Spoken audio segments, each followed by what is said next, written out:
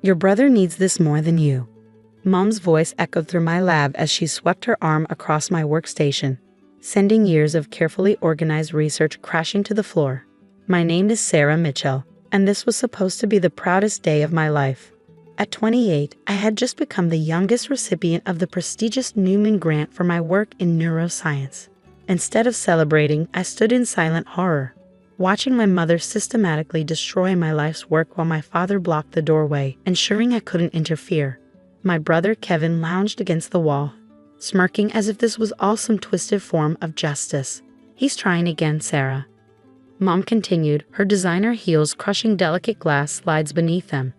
Kevin's ready to go back to school, and this grant could change his life. The irony of her destroying my research while advocating for Kevin's education wasn't lost on me. I glanced at my phone, making sure it was still recording. The security cameras were catching everything too. But I wanted my own copy. Years of dealing with my family's favoritism had taught me to always keep evidence. Mom, I said calmly, the Newman Grant isn't transferable. It's awarded to specific researchers for specific projects. You can't just give it to Kevin. Don't be selfish. Dad finally spoke up, his voice carrying that familiar tone of disappointment he perfected over the years. Your brother has struggled. You've always had everything come easy to you. Easy, right?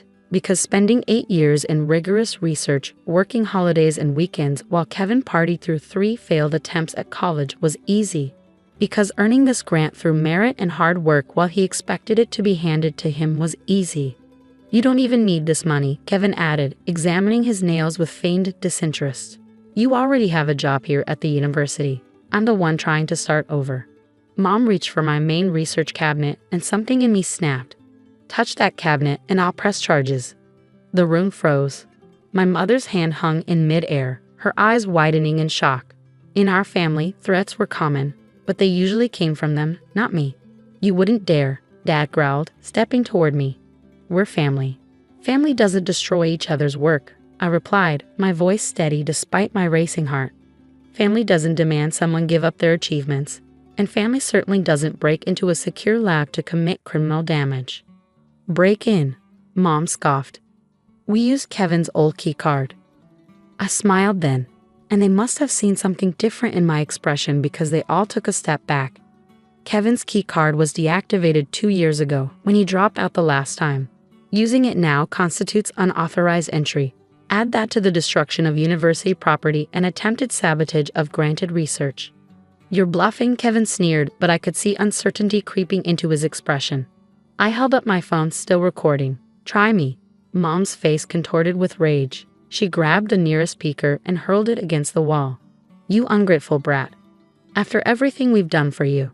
Everything you've done for me? I laughed, but there was no humor in it. You mean like when you spent my college fund on Kevin's first failed attempt at school? Or when you missed my undergraduate graduation because Kevin needed bail money? Or maybe you mean now, when you're literally destroying my career to give him another chance he hasn't earned. I earned this, Kevin shouted, finally losing his cool. I deserve a chance. You've had chances, I replied. 3 of them, in fact. Each time, you chose partying over studying, drinking over learning. The Newman Grant isn't a chance, Kevin. It's a reward for work already done, research already proven valuable. You can't deserve something you haven't worked for. The lab door burst open, and campus security rushed in, followed by Dr. Harrison, the head of my department. I texted him the moment I saw them in my lab. What in God's name? Dr. Harrison surveyed the destruction, his face darkening with each detail he took in. These people are trespassing, I said professionally, as if I wasn't watching my world being dismantled by my own family. They've destroyed university property and attempted to sabotage granted research. I have it all on video, and I'd like to press charges. Sarah, please, Mom's voice shifted instantly to pleading. We can work this out as a family. Security, Dr. Harrison's voice was cold. Please escort these individuals to your office. The board will want to review this incident immediately. As they were led away, my mother still pleading, my father glaring, and Kevin looking shell-shocked, Dr. Harrison turned to me with concern. Are you all right, Dr. Mitchell? I looked around at my destroyed lab, years of work scattered across the floor. But strangely, I felt lighter than I had in years. No, I replied honestly, but I will be. What I didn't know then was that the university board meeting scheduled for the next morning would change everything. Not just for me, but for the entire way the university handled research security. My family had finally pushed me too far, and their actions would have consequences none of us could have predicted. The university board meeting room felt impossibly large as I sat facing 12 stern-faced administrators. The security footage played on the large screen behind me, showing my family's rampage in crystal-clear detail.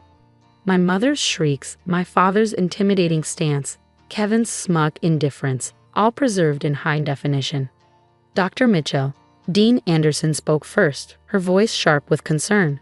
Can you explain why your family had access to a secure research facility? Kevin, my brother, kept his old key card from when he was a student here. I replied, maintaining my professional composure. I wasn't aware he still had it. It should have been deactivated. It was, Dr. Harrison interjected, checking his tablet. They somehow reactivated it. We're investigating that breach separately. I wasn't surprised. Kevin had always been good at manipulating systems, just never at actually doing the work required to succeed within them. The footage reached the point where my mother threw the beaker. Several board members flinched at the crash. Dean Anderson paused the video. The damage assessment came in this morning, she announced. Initial estimates suggest over $300,000 in destroyed equipment and materials, not counting the potential setback to your research timeline. My stomach churned. I knew it was bad, but hearing the number made it real. $300,000 of university property destroyed because my brother wanted what I had earned. Fortunately, I said, pulling out my laptop, I maintain redundant off-site backups of all my research data, and I've documented every step of my work with multiple fail-safes. The physical damage is severe, but my actual research is secure. Dr. Harrison smiled slightly. He'd always appreciated my meticulous nature. That's commendable. Dean Anderson nodded. But it doesn't address the larger issue. Your family's actions have exposed serious security vulnerabilities in our research facilities. And their apparent belief that a prestigious grant could simply be redistributed is deeply concerning. I understand, I replied, and I fully support any legal action the university deems necessary. My family needs to face consequences for their actions. The room fell silent. I realized they'd expected me to defend my family, to ask for leniency. That's what the old Sarah would have done. Made excuses, smoothed things over, kept the peace at her own expense. But I wasn't that Sarah anymore. Dr. Mitchell, a board member I recognized as Dr. Chen, spoke up. Your response to this situation has been remarkably composed. Many would have been too emotional to think clearly. I almost laughed. With all due respect, sir, I've had years of practice handling my family's disruptions. The only difference this time is that I chose not to protect them from the consequences. Tell us about these previous disruptions. Dean Anderson leaned forward, suddenly intent. So I did. I told them about the college fund they'd taken, the graduations they'd missed, the constant pressure to give up my achievements for Kevin's benefit. I showed them emails, text messages, documented patterns of behavior that had led to this moment. This isn't just about last night, I concluded. This is about a systematic attempt to undermine my work to benefit someone who hasn't earned it. I love my family, but I won't sacrifice my research or my career for them anymore. The board members exchanged glances. Dr. Harrison cleared his throat. We've reviewed your research progress, Dr. Mitchell. Your work on neural regeneration is groundbreaking. The Newman grant was well-deserved, and we can't allow anyone to jeopardize it. Dean Anderson nodded. We've made some decisions. First, the university will be pressing charges for criminal damage and unauthorized entry. Second, we're upgrading security across all research facilities. Your incident made it clear our current measures are insufficient. She paused, shuffling some papers. And third, we're doubling your grant funding. I blinked. I'm sorry, what? Your backup protocols saved millions in research data. Your professional handling of this crisis showed exceptional judgment. The board feels you've more than proven your worth to this institution. I sat there stunned. They weren't just supporting me, they were investing more in my work. There will be a press release this afternoon, Dr. Harrison added. The university wants to make it clear where we stand on protecting our researchers and their work. As I left the boardroom, my phone buzzed with a message from my mother. The police are here. How could you do this to your own family? I didn't respond. Instead, I walked to my lab, where a cleanup crew was already at work. Looking at the destruction in daylight, I felt no regret for my decisions. My family had finally pushed me too far, and now they would learn that actions have consequences. What I didn't know then was that the press release would catch the attention of someone who would change everything. Someone who had been watching my research with great interest and who had their own score to settle with my brother Kevin. The press release hit like a tsunami. By evening, my inbox was flooded with messages from colleagues, other universities, and research foundations. But one email stood out, from Dr. Elena Martinez, head of the Global Neuroscience Institute. Dr. Mitchell, it read, "Your research interests me, but your integrity interests me more. I had a similar experience with your brother Kevin 3 years ago when he attempted to take credit for one of our junior researchers' work. Let's talk." I sat back in my temporary office, pieces clicking into place. Kevin's last attempt at graduate school hadn't just ended in dropout. He'd been caught in academic dishonesty. Now I knew where. Before I could respond, my phone rang. It was my grandmother, my father's mother, and the only family member who'd ever truly supported my academic pursuits. "I saw the news," she said without preamble. "Your mother's been calling everyone, playing victim. But I saw the security footage, Sarah.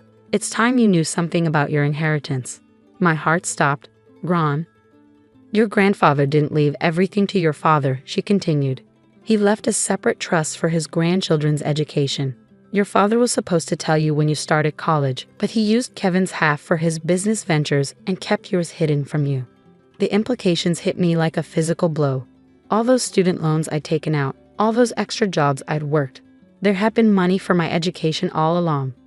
"I've contacted the trust lawyers," Gran said, her voice hard. "They'll be reaching out to you. It's not just about the money, Sarah. It's about the fraud." After hanging up, I responded to Dr. Martinez's email. Within an hour, we were on a video call. "Your neural regeneration research aligns perfectly with our latest project," she said, getting straight to business. "We'd like to offer you a collaboration, full funding, state-of-the-art facilities, and complete protection of your intellectual property." "Protection?" I asked. She smiled grimly. "We've dealt with Kevin Mitchell before. We know the precautions necessary when family members feel entitled to others' success." The offer was incredible, everything I'd dreamed of and more. But it would mean leaving the university, starting fresh. As if reading my mind, Dr. Martinez added, "Your current university would remain a partner institution. Dr. Harrison speaks highly of you, and we value strong academic relationships."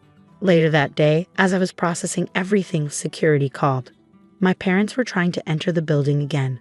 "Your father's demanding to speak with you," the guard said. "Something about family business." "Let me guess," I replied. "He's wearing a suit and talking about lawyers." "Yes, actually." I smiled. "That means Gran's lawyers have contacted him about the trust. Tell him all communication needs to go through legal channels now." "You got it, Dr. Mitchell." That evening, I sat in my new temporary lab, surrounded by boxes of salvaged equipment, when Dr. Harrison stopped by. "The Global Neuroscience Institute," he said, leaning against the doorframe. "Impressive. You knew they'd reach out." He nodded. "Elena Martinez is an old colleague. When this happened, I sent her your file. Your family may have tried to hold you back, Sarah, but they've inadvertently launched you forward." 3 months later, I stood in my new lab at the Institute. The space was 3 times the size of my university lab, with equipment I'd only dreamed of using. My team, yes, I had a team now, was settling in well. The trust lawyers had recovered my inheritance with interest. Kevin's academic fraud had been fully exposed, closing the door on any future attempts to piggyback on others' work. My parents faced criminal charges and civil lawsuits from both the university and the trust administrators. My phone buzzed with a text from Gran. "Saw your new research paper. Proud of you, sweetheart. Your grandfather would have been too." Dr. Martinez poked her head in, ready for the board presentation. I looked around at my lab, at the work I protected and grown despite everything. More than ready. As I followed her to the conference room, I thought about that night 3 months ago, watching my mother destroy my lab. They thought they were teaching me a lesson about family obligations. Instead, they taught me something far more valuable, that sometimes the best thing family can do for you is show you exactly who they are, so you can finally stop making excuses for them. My research was thriving, my career soaring, and for the first time in my life, I was completely free of the weight of my family's expectations. Sometimes I realize what looks like destruction is really just clearing the way for something better to grow. Dr. Mitchell, the board chairman, greeted me. "We're excited to hear about your progress." I smiled, opening my presentation. "Thank you. Let me show you what we discovered." The destruction of my old lab had been an ending, but this was just the beginning.